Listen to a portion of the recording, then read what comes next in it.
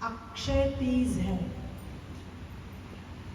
अक्षय तीज का अर्थ है जिसका कभी क्षय ना हो, अर्थात जो कभी समाप्त ना हो। हमारे संसार में हर चीज समाप्त होने वाली है, चाहे वो मृत्यु लोक की कोई वस्तु व्यक्ति हो, चाहे स्वर्ग का हो, सबका कभी ना कभी क्षय होगा ही।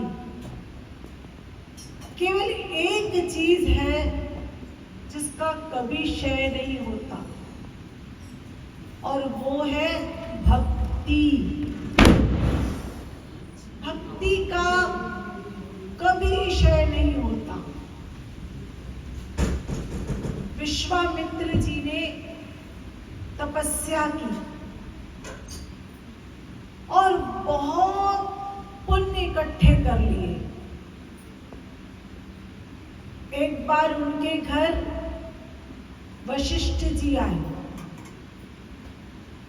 विश्वामित्र जी ने वशिष्ठ जी का बहुत स्वागत किया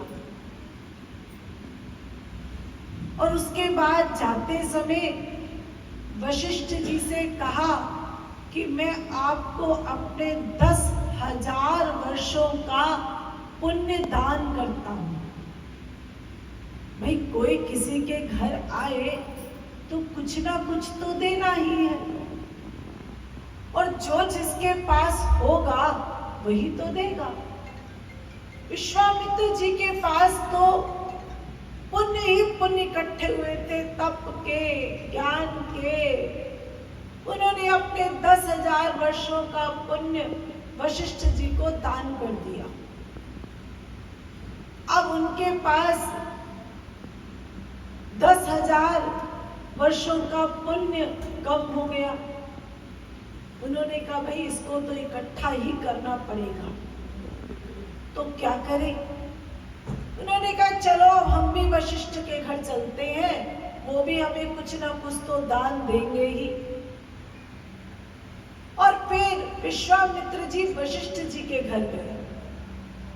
वशिष्ठ जी ने भी उनका खूब स्वागत किया, खिलाया पिलाया, और जाते समय विश्वामित्र जी देखने लगे कि वशिष्ठ जी कुछ तो देंगे, तो वशिष्ठ जी ने कुछ भी दान नहीं किया। मर्जी थी दान दे चाहे ना दे।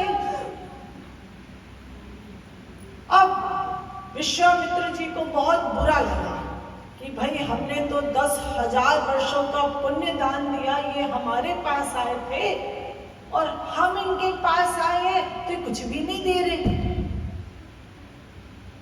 खैर, उन्होंने बोल भी दिया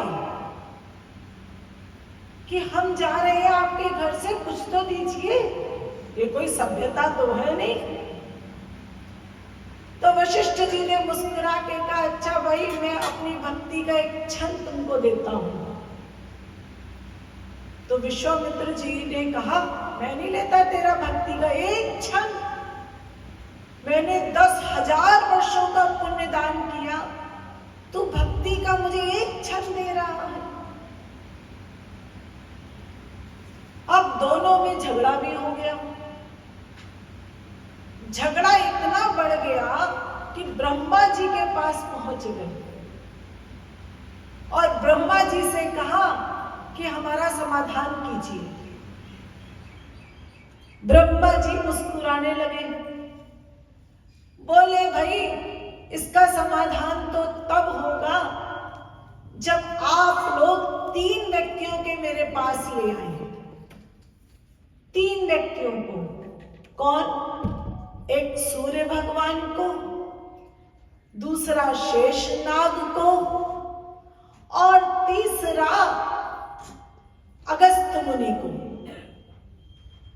ये 3 व्यक्ति मेरे पास आ जाए तो मैं आपकी समस्या का समाधान कर दूंगा। अब ये लोग गए। विश्वामित्र जी सबसे पहले तीनों को बुलाने। तो सूर्य भगवान ने कहा भाई मैं तो नहीं जा सकता, अगर मैं अपना काम छोड़ दूंगा तो सृष्टि में अंधेरा ही अंधेरा हो जाएगा, इसलिए मैं अपना काम नहीं छोड़ सकता और तुम्हारे पास ऐसा कोई बल नहीं है कि तुम मेरा काम कर सको। शेषनाग ने भी कहा मैं भी नहीं जा सकता, मुझे जो कार्य सौंपा है मैं तो वही कार्य करूंगा। और अगस्त मुनि ने भी मना कर दिया। विश्वामित्र जी खाली लौट आए और बोले वह तीनों आने को मना कर रही हैं, क्योंकि तीनों का ही ऐसा कार्य है कि कोई उस कार्य को कर नहीं सकता और मेरे तप के बल से वो कार्य हो नहीं सकता। तो ब्रह्मा जी ने कहा वशिष्ठ जी आप जाइए, आप तीनों को लेकर आइए। अब वशिष्ठ जी गए, वशिष्ठ जी ने भी उनको आने की अनुमति दी ब्रह्मा जी के पास। तो उन्होंने कहा हम कैसे जाएं? तो वशिष्ठ जी ने कहा मेरे पास इसका तोड़ है। उन्होंने एक भक्ति का क्षण सूर्य को दे दिया और उस भक्ति के क्षण से भगवान जो सूर्य के अधिष्ठात्री हैं, जो भगवान सब पर शासन करने वाले हैं, तो भगवान ने सूर्य का कार्य कर लिया। भक्ति के अंदर में भगवान स्वयं रहते हैं और ऐसे एक क्षण शेषनाग को दिया, एक क्षण अगस्त मुनि को दिया और तीनों चल पड़े, क्योंकि उनका कार्य भगवान ने कर लिया। जब तीनों आ गए तो ब्रह्मा जी मुस्कुराने लगे और बोले अब आप दोनों को उत्तर मिल गया होगा। वशिष्ठ जी और विश्वामित्र जी, ये एक क्षण की भक्ति का कमाल है और तीनों को एक एक क्षण दान किया गया। तो विश्वामित्र जी अगर एक क्षण की भी भक्ति आपको दान मिल रही है तो 10,000 वर्षों का पुण्य भी उसके सामने फीका है। इसलिए जो ब्रह्मानंद है ये प्रेमानंद के सामने एक बिंदु के समान हो जाता है, शास्त्र वेदों में लिखा है। तो आज ये अक्षय तृतीया है, अर्थात जिसका कभी क्षय नहीं हो, वो केवल भक्ति है। भक्ति जिसका कभी क्षय नहीं होता, वो भक्ति हम लोग थोड़ी थोड़ी यहाँ पर हरि गुरु की कृपा से एकत्र कर रहे हैं, संकीर्तन के माध्यम से। कलयुग केवल नाम आधारा, सुमिर सुमिर नार उतरहि पारा। कलयुग में केवल भक्ति ही इस भव सागर को पार करने का साधन है। तो ये भक्ति जिसका कभी क्षय नहीं होगा, वो भक्ति हमें करनी है अक्षय तृतीया में। वैसे तो संसार में कहते हैं तन मन धन तीनों का दान करना चाहिए, लेकिन इन तीनों में टॉप क्लास का दान है मन का और सेकंड क्लास का दान है तन का और थर्ड क्लास का दान है धन का, जो बाहर की वस्तु है और बाहर चली जाती है। इसलिए हमको मन से भी, तन से भी और धन से भी तीनों को हरि गुरु के चरणों में अर्पण करना है।